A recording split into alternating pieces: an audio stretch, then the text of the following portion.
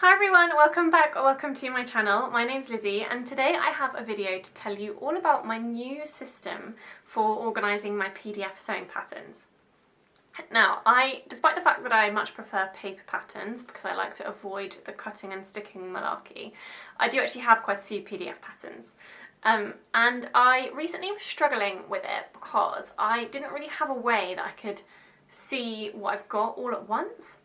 I know a lot of people are getting on board at the moment with the whole sort of Trello online organisation situation. There's this app or program called Trello that a lot of people like Sewn on the Tyne are using to organise their fabric stashes or their pattern collections.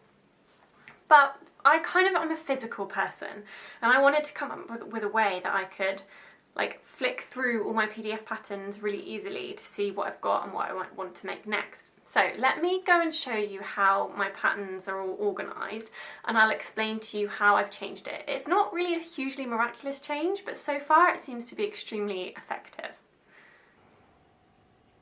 So this is a bookcase in my living room. I'm sorry if I'm wobbly, but I'm holding the camera myself. And you'll see I've got some books and some plants and things. Our TV is to the left here. And this shelf here is where I keep all of my sewing patterns. So if I zoom in, I will show you. I've shown you this before, so this is not like revolutionary. So these two box files are where I keep all of my PDF sewing patterns and any traced pattern pieces or pattern hacks, you know, anything where I've sort of traced and ended up with extra pattern pieces. So you'll see this one is mostly PDFs and they all live in their own plastic wallet with their, I print off the instructions and have that in the front, and then I have all the pattern pieces behind. Then I have all of my sewing books, and then here is where traditionally I had just kept my paper patterns. So my paper patterns would all be here and I could just sort of flick through, pull them out, see what I've got, see what I might want to make next. And this works really well. I really like that if I'm looking at my paper patterns, I can just grab this box and flick through and see, oh yeah, I've got my Nina Lee, I've got my Tilly and the Buttons, and they're all there. But I couldn't really do the same thing for my PDF patterns because, you know, I'd have to pull out the box file and I'd sort of flick through and try to see what's what, and it just wasn't as easy. So I came up with a new system where I have gone through all of my PDF patterns, got my computer out and all the original files, and I've made myself these little cards. So these cards represent every single one of my PDF sewing patterns with the idea that these now live in the front of my paper patterns box. So this box now actually represents all of my sewing patterns, paper or PDF. So that now I can also just flick through all of these cards to see what I've got. So you can see I've got my Tilly and the Buttons, Arielska, I've got my named Paola turtleneck tee, I've got my Ogden cami, etc, etc. And what I've actually done, which if I do this in myself I think is pretty smart, is I've printed on the back, that's a bit of a small one to show you as an example, but I've printed like the size chart and the fabric requirements on the back. So when it comes to fabric shopping or planning my makes, I don't even have to go into these big box files to get the instructions, and I don't have to go to my computer and look up the details. I've literally got all the details I need in terms of the fabric and everything else on these cards. So I'm going to take you back to my sort of chair now so that I can talk you through how I made these and sort of, yeah, what the process was like. So here we go, I can talk you through it properly now. Oh, and actually I forgot to mention just now in front of my shelf that this box now represents not only my paper patterns and my PDF patterns, but I actually made a card for all of my sewing books as well. So I've got a couple of the Tilly and the Buttons books, I've got the named Breaking the Pattern book, and a couple of others, and I'll show you now how I dealt with those.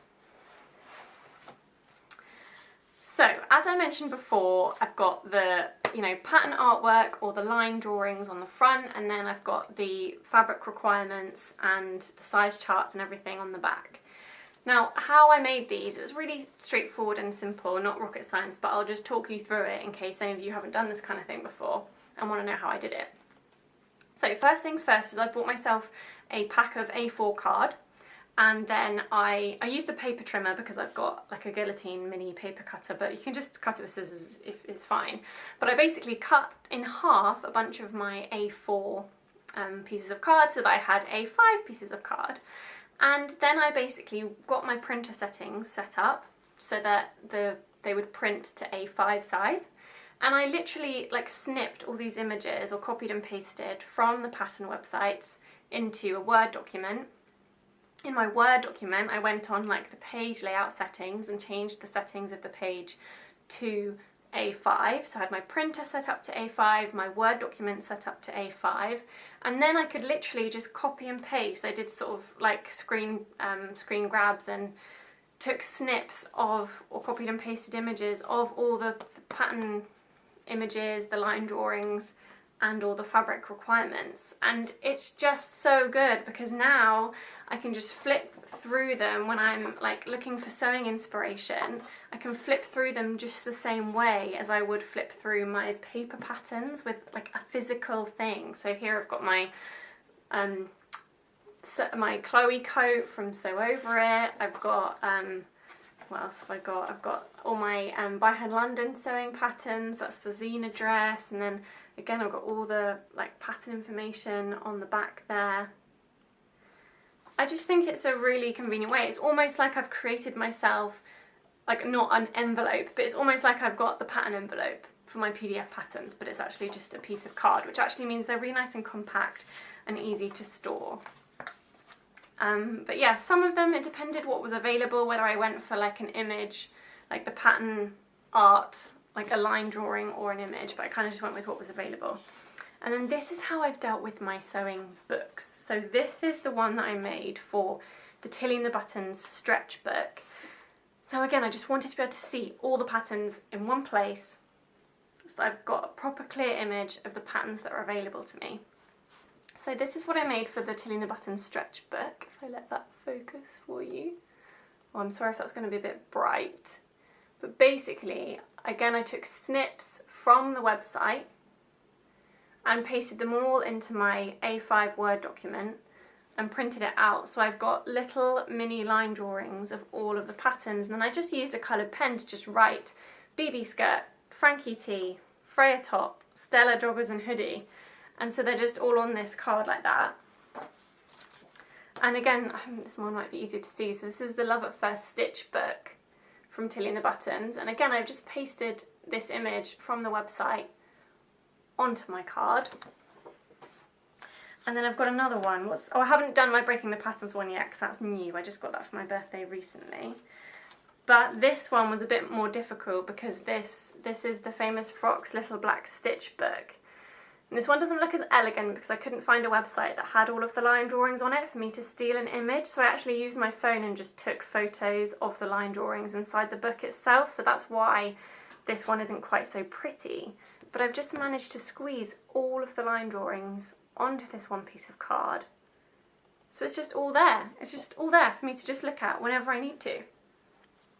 I then found this a really quite useful set of cards to have the other day when I did a big online fabric order recently with my birthday money, and it was so helpful. I had my named Breaking the Pattern book, and I had a bunch of these, and I had these were kind of propping the pages open, and I had my laptop, and I was just able to sort of have in front of me the cards of the patterns that I'm considering making. And I have my laptop, and it was just so easy to keep referring to the fabric requirements, fabric widths, blah blah blah blah blah. It was just great, it just made it really easy.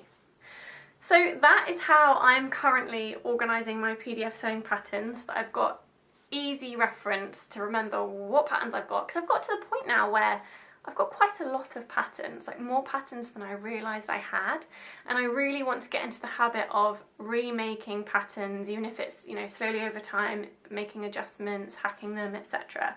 But I've got loads of patterns and I mustn't neglect them. I've bought them, I've paid money for them, I want to make them and use them and not just keep buying new patterns all the time. Of course I want to buy new patterns, there's always something new and exciting, and of course I want to support all our lovely indie sewing pattern companies. But I also want to make use of what I've got, and I think this is really going to help with that. So let me know in the comments what you think of this new system. Let me know if you like it, if you don't like it, maybe you're more of an online person than a physical person. But yeah, I'm definitely a physical person and this works really well for me. So yeah, give this video a thumbs up if you enjoyed it, subscribe to my channel if you'd like to see more of my videos, and I'll see you next time. Bye! Oh, before I go, I didn't tell you what I'm wearing. This is the Tilly and the Buttons Megan dress from the Love at First Stitch book. It's an early make, so the fit isn't great, but I still make it work. And it's made in this lovely cotton, which I originally bought from the Village Haberdashery. That's all from me. Bye!